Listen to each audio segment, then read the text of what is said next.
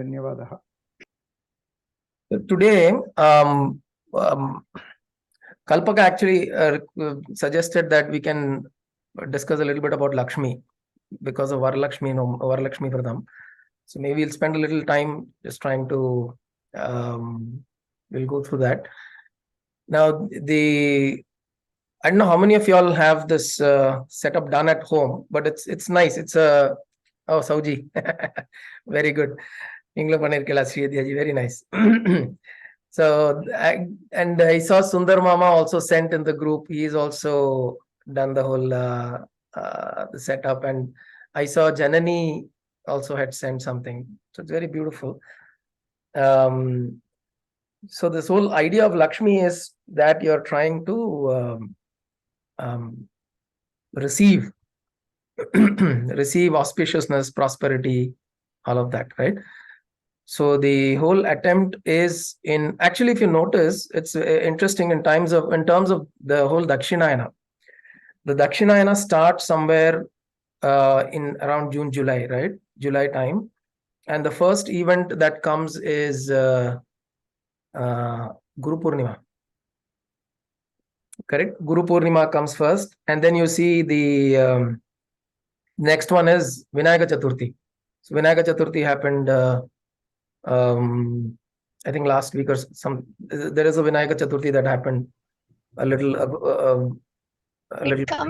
It's coming in September, no? This time. There is one in September. There was something that came earlier. Okay. Some of this Chaturthi keeps coming up, but then Garuda Panchami came. Correct. And then you have this Varalakshmi Nombe, Varalakshmi Vratam, right, where you're invoking Lakshmi.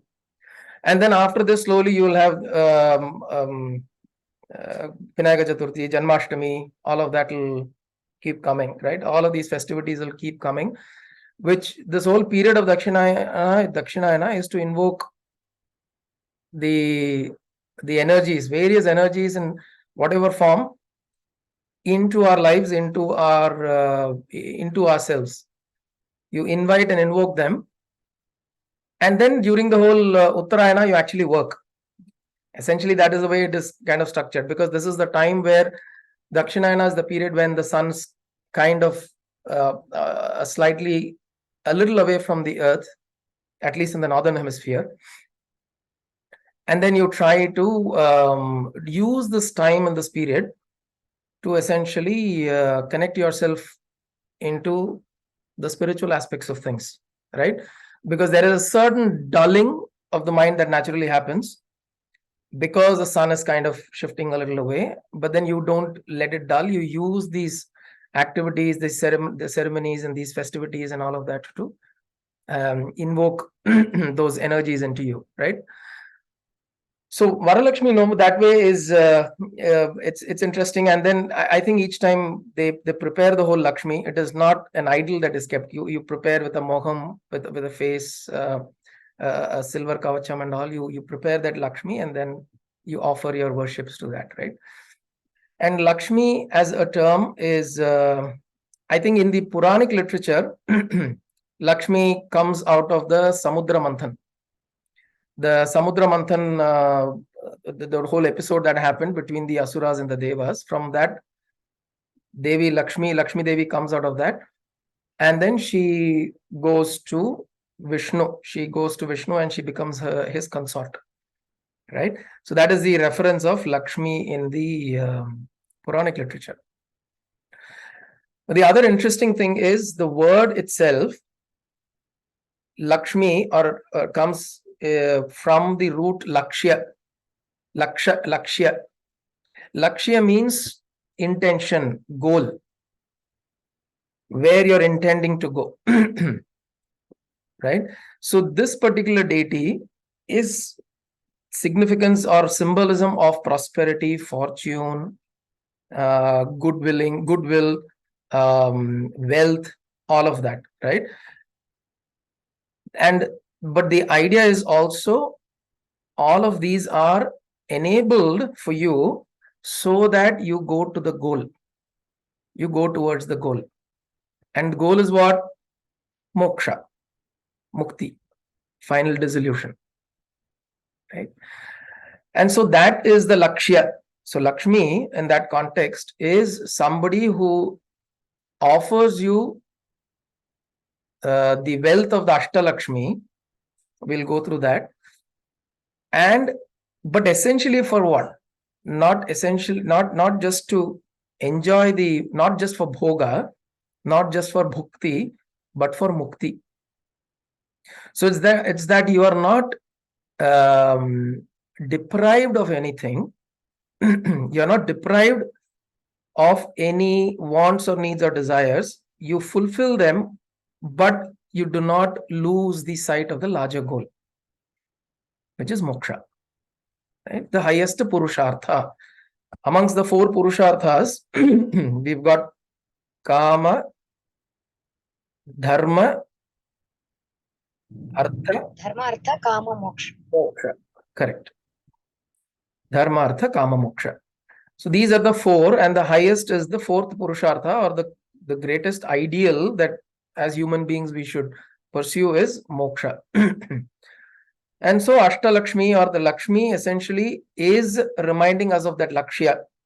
So she's, I'll give you all prosperity, all fortune, all wealth. I'll give you, what are the Ashtalakshmis? I will look at the Ashtalakshmis. What are they? There's Adi Lakshmi, there is Dhanya Lakshmi, there is Dhairya Lakshmi, Gaja Lakshmi, Santana Lakshmi, Vijaya Lakshmi, Vidya Lakshmi, and Dhana Lakshmi. So she's like, I'll give you all this. But then focus is that Lakshya. Don't lose that Lakshya, right? Now, what I also found interesting, I'll share the screen, is there are what is known as Ashtapashas. Ashtapashas are 8 limitations that we are bound by as a spiritual sadhaka, in the journey of spiritual understanding, and also coming to the state of dissolution within oneself. There are something called as Ashtapashas, 8 bondages, 8 limitations. So in I don't know how many of you know Sri Suktam. In Sri Suktam, there is a mention of Alakshmi. Alakshmi is the opposite of Lakshmi. All that Lakshmi brings, the opposite of that is Alakshmi. And Alakshmi in Sri Suktam, we drive her away. Alakshmir me nashyatam vrane, nashyatam. Alakshmi, you nashya, you destroy Alakshmi, is the prayer in Sri Suktam. And everywhere we are inviting and invoking Lakshmi. Right? So if you look at Lakshmi as the Ashtalakshmi, then you will okay, good day. Okay, ma.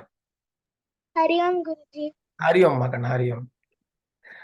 So if you see the Lakshmi as the Ashtalakshmis, then Alakshmi are the Ashtapashas, the 8 obstacles which we want to drive away. So what I did is a quick kind of a mapping between the two.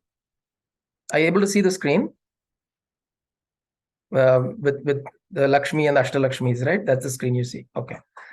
So if you look at this, these are the Ashtapashas. Bhaya. Now, notice the sequence of Ashtalakshmi is different from the regular sequence, because here it is essentially trying to associate with the Ashtapashas. So how that particular aspect of the Ashtalakshmi is, if you're receiving the grace of Ashtalakshmi in that aspect, this is the particular Ashtapasha that you dissolve. So you have Bhaya, Ghrana, Jugupsa, Shanka, Lajja, Jati, Kula, Sila. These are the Ashtapashas. And then you have the Ashtalakshmis: Dhairya, Dhanya, Vijaya, Gaja, Santana, Vidya, Dhana, Adi. So you look at this, it starts with Bhaya and ends with Moksha. Right? So you start with the limitation, which is Bhaya, and then you go through this whole process of dissolving these bondages or limitations. And what you are looking at, Adi Lakshmi, is offering moksha. So let's look at each of this quickly. Bhaya is the fear. Essentially, we are all the substance with which we are constantly acting in this world is fear. If you look at it, most of the things that we do is out of fear, not out of freedom. Most of the things we do it out of fear. If I don't do this, something may go wrong. If I do this, something may go wrong. If I do nothing about it, something may go wrong. If I do it differently, something may go wrong. All the time, we are gripped by a fear of something may go wrong, and hence I will not be able to. So it cripples our action. It cripples our ability to act freely, because there is always a fear of the outcome. That's our fundamental, the basis with which we act most of the things in our daily activities, right? And then comes Grana. Grana is a certain kind of hatred or jealousy when you are associating with people. Bhaya is essentially individual. Grana is when you're associating with someone else. And you're associating with others in relationships, there's this possibility of grana, which is hatred or some kind of jealousy and engagement, right? Because we are so we're so conditioned by our likes and dislikes that we establish these emotions very strongly, saying that I dislike this, or I or probably to also look at grana in a slightly different way is to look at it as jealousy, which means I hate the fact that he has it and I don't have it. prejudice கூட சொல்லலாமா? A prejudice is slightly different. Prejudice is bias. Prejudice means bias, right? Here we are saying it's purely prejudice is when you have a bias of one over the other, but what it drives in terms of an emotion is some kind of either jealousy or some of those negative emotions, right? So and what happens is because of that that bias that you carry, like, dislike, and so on and so forth, it puts you in a position again not to be able to act freely, not to be able to act with freedom, because you are now trying to compete. You are trying to create an environment for yourself which is the lakshya starts diminishing. See, when jealousy sets in, then your goal becomes, how do I get better than this person? How do I achieve something so that I am also seen better than this person? So there's this competition that is there. So your action, your freedom to act is again diminished, and your lakshya is diminished again. Then comes jugupsa. Jugupsa is aversion, disgust. It's slightly a more grosser form of grana, I would say. Jugupsa is a little more in terms of I look upon it with disgust. There are things that we so dislike that அந்த பக்கமே போக வேண்டாம். We don't want to even go that side. We don't want to see it. Don't show me that. Don't talk about it. It disturbs us. There are things that are like, for example, if there are people who they say that if an aghori sits on a corpse and he's meditating, it will cause a lot of angst, right? You're not able to take that. A lot of people can't speak about death comfortably. A lot of people, I've taken people to yatras, go to Kashi. A lot of people will not be able to sit and look at the smashan, the body is burning. There's a certain aversion, there's disgust, because they are not wanting to face the fact there. And when you're not able to face such facts, it will come to you in life. And when there is not enough preparation done to face it, then again, your ability to act freely is gone, right? When you're not able to act freely, how is that the movement towards the lakshya is again impeded? Shanka, doubt. Doubt is one of the greatest impedance to our action. Correct? Whenever I want to act, if there is doubt that is there, fear breeds doubt. Correct? Fear, there is a fundamental fear of everything. It'll also breed doubt. Should I do this? Should I do that? Should I not have done this? So and doubt is and you also doubt somebody else. So you doubt yourself and you doubt somebody else. A lot of times our doubting of the other is because we know maybe we would have acted that way in that situation. So we doubt that maybe that guy is also doing the same tillumulle. Right? A lot of times you notice when we doubt somebody, it's also possibly that because maybe in a situation we would act in a not so appropriate way, and then our mind thinks maybe that person is also he's acting in that way.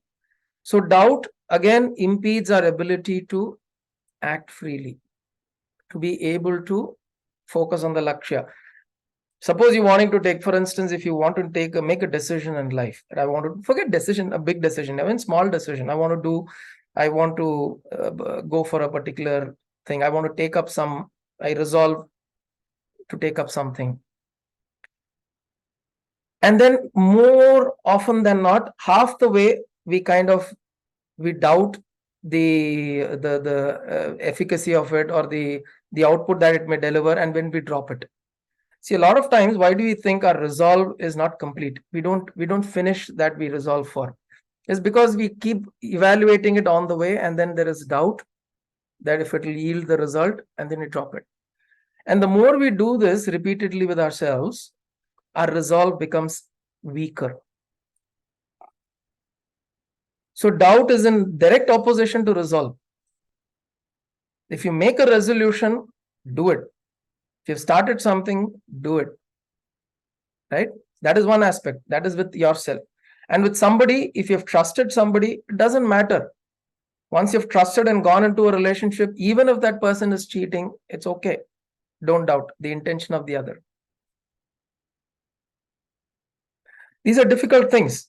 But upfront, if you are not engaging, that's all right, because I don't think it'll be right to engage. But you've started engaging with an individual, and then you keep doubting and you keep doubting, and that whole interaction and engagement will become sour.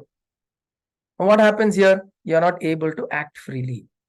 See, all of these, if you notice, your ability to act freely with freedom in the direction of the lakshya is important. Anything that you do in the direction of lakshya is important, and that needs to be established. Right? So Shanka, doubt. Lajja, shame. Lajja is, in this case, actually, if you see the Mahalakshmi Ashtotram, see Lajja Rupena Sanstitha. Namastasya, Namastasya, Namastasya, Namo Namaha. She is actually the form of Lajja itself. So that Lajja is different in terms of it is the aspect of hiding yourself and not exposing yourself too much to the external. So that some amount of lajja is required. In fact, there's some amount of lajja also required in terms of the spiritual practices that you're doing. If you've taken up spiritual practices, and if you keep telling everybody, I do this Kriya Yoga, I do Sri Vidya Upasana, I do this thing, this thing, that thing, full list of you try to go and show that off, that is also counterproductive in your journey. There has to be some amount of this thing that you keep within yourself, a certain level of privacy that you keep within yourself. That is fine. But lajja here as Ashtapasha means that you're ashamed of facing yourself. the shame that we carry in facing our failures, our limitations, our own problems. If you notice, lajja drives a lot of anger in us. A lot of times, if we are not able to face our failures, our problems, our issues, our misgivings, our conditionings, if somebody else points it out to us, it will cause anger. Right? So it's a limitation. It's a limitation. If there is this shame there in facing my limitations. If I don't know something, I don't know. If I know something, I know. If I don't know something, I don't know. It's all right to be ignorant and accept it. It's all right to be all right to have done mistakes and acknowledge it.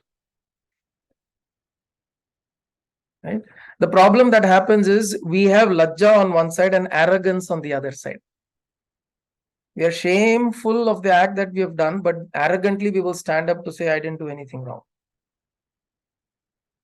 So these are all things that limit us from progressing towards a lakshya, right? Jati. Jati is the subtle difference between jati and kula. This, again, it builds within us, right? I belong to a certain caste. I belong to Brahmin caste. I belong to Kshatriya caste. I belong to this caste. I belong to that caste. I am superior. That feeling of superiority because I belong to a certain caste or a certain breed, that is also an impediment. That is an impediment because you are always wanting to associate. You are not evaluating your own qualities. You are associating yourself to a set of people or a definition.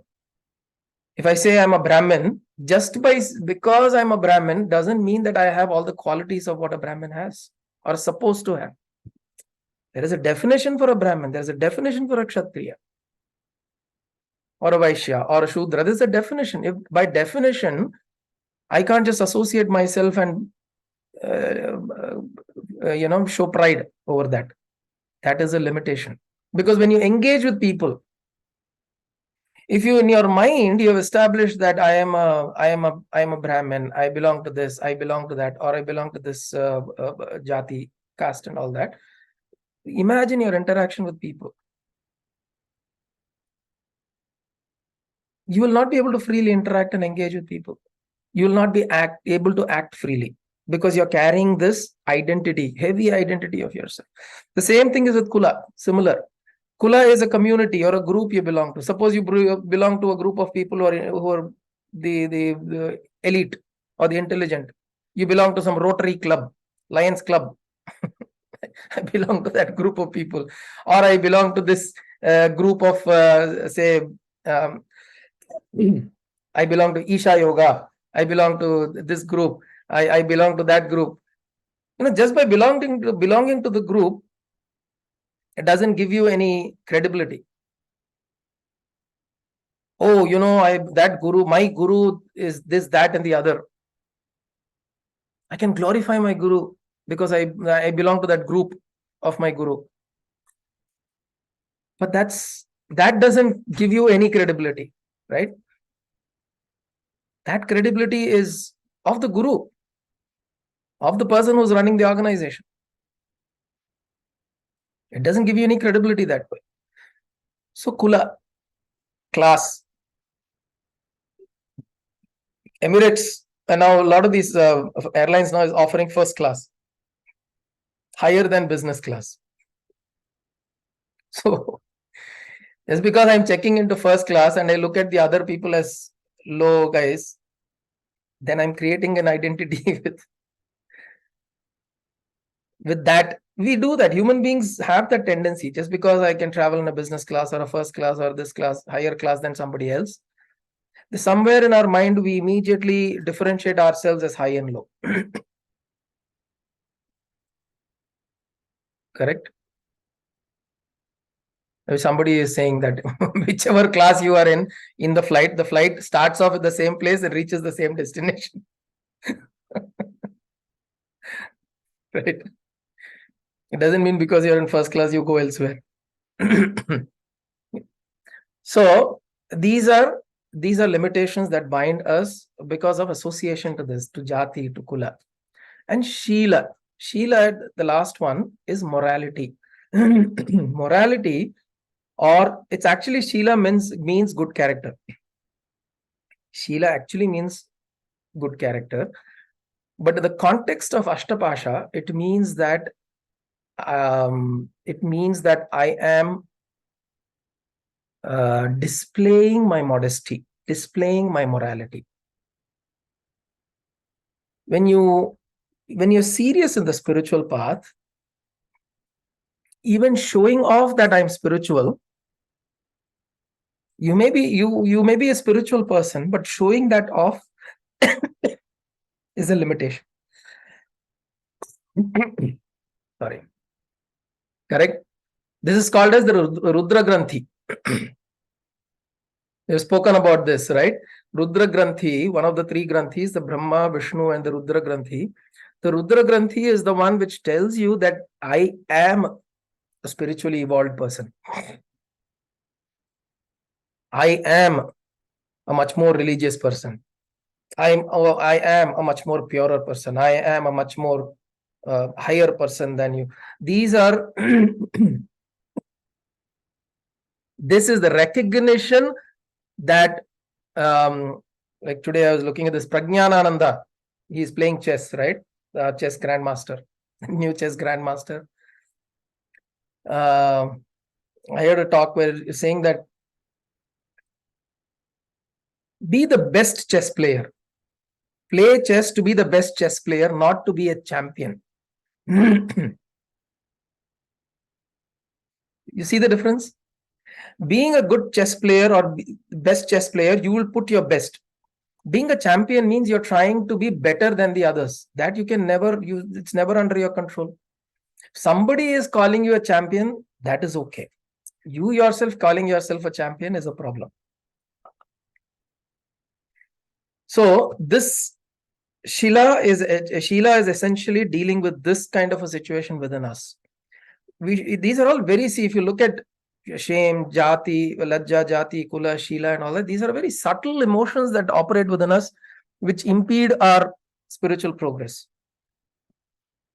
And it's very hard we have to notice it very carefully, and particularly jati, kula, and Sheela, because our associations, these associations are very strong within us. These identifications are very strong. I want to be a good person. So we say I want to be a good person. I always want people to tell me that I am good. There's some definition of good, and I want people to tell me that I'm good. So these are issues in terms of spiritual progress. It will impede us. Okay. Then now these are the Ashtapashas. Okay. Now, how do they correlate to the Ashtalakshmis? Because the Ashtalakshmis are the ones who are going to offer us the resolution for these Ashtapashas. So it's a simple mapping to say that Bhaya, Dhairya Lakshmi. Dhairya Lakshmi will offer resolution from Bhaya. Dhanya Lakshmi from Ghrana. Dhanya Lakshmi is food. Food means nourishment.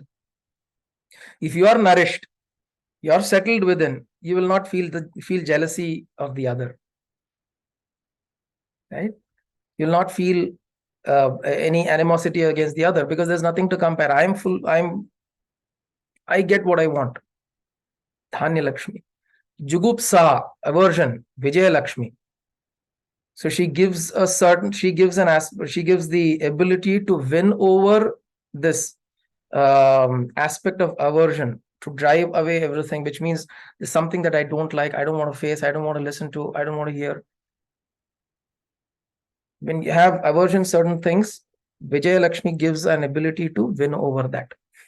Shanka, Gaja Lakshmi. This is an interesting combination here. Shanka is doubt. But doubt is essentially because we keep telling something to ourselves. We keep making sounds in our heads. Okay. We keep telling ourselves that, oh no, maybe this is right. Oh, maybe no, you should do it. Oh, maybe you should go ahead and do it. No, you should go and show yourself. You should prove yourself. Then you say, no, maybe you will not be able to. Maybe what if I fail? This thing keeps going on. Conflict keeps going on. That is doubt. Shanka. Shanka, why Gajalakshmi? Is because Gaja is sound. Gaja is always referred to as sound. Even in Sri Suktam, there is a line that goes, Ashwarudha, Ashwapurvam Rathamadhyam, Hastinada Prabodhinim. Hastinada. Hasti is elephant, Gaja. Nada is sound. Hastinada Prabodhinim. With the sound of the Gaja, with the sound of the elephant, you completely deafen all other sounds. The sounds that are also in your head, constantly talking, creating doubts, creating anxiety. Right? So, Gajalakshmi, Lajja, Santana Lakshmi. Why? With mother, in the aspect of the mother, there is no shame. A child has no shame in front of the mother. So, if you propitiate her as a mother, that shame within us will dissolve. The shame of facing our own limitations, facing our own shortcomings, we will be able to face them. Then Jati, Vidya Lakshmi, with understanding, you come over the conditioning of Jati. Kula, Dhana Lakshmi. So if you get sufficient wealth, you with wealth, with understanding, with Vidya Lakshmi, you get the wealth. You don't then associate yourself with a particular class, a community, and create that identification. And then Sheela, Adi Lakshmi, which is moksha, which is the subtlest of all pashas, is Sheela. This high morality, high standard that I hold myself. In my mind, I say I am in a high standard than others. This is the Rudra Granthi. We dissolve this, and what you achieve is moksha with the grace of Adi Lakshmi. Right? So this is a kind of a mapping between the two, the Lakshmi on one side and Alakshmi. So how from Alakshmi, you only when you identify shortcomings will you know in which direction to go. That's Lakshya, right? Lakshya that we're talking about is only when you know what is Alakshmi or what are the shortcomings, then you know in what direction I have to go, right? So from Alakshmi, you move to Lakshmi. So that is the beauty of Varalakshmi Vratam. Okay, lovely. So now we have Lakshmi Mami here. Hari Om Mami, Vango. Namaskaram. So I was asking Mama if it's possible to just share. காட்டுறீங்களா Varalakshmi எல்லாரும் பார்க்கலாங்க. எனக்கு தெரிஞ்ச வரைக்கும் காட்டுறேன்.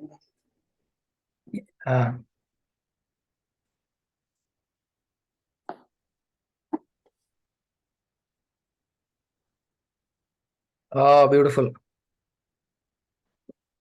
ஒரு நிமிஷம் நான் spotlight பண்ணிடுறேன். ரொம்ப அழகா இருக்கா.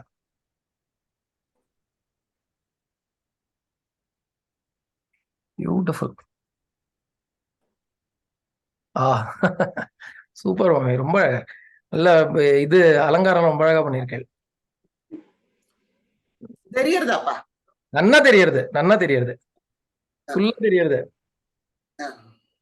பியூட்டிஃபுல்லா இருக்கா. Very nice. ஸ்ரீவித்யாஜி காமிங்க உங்களோட.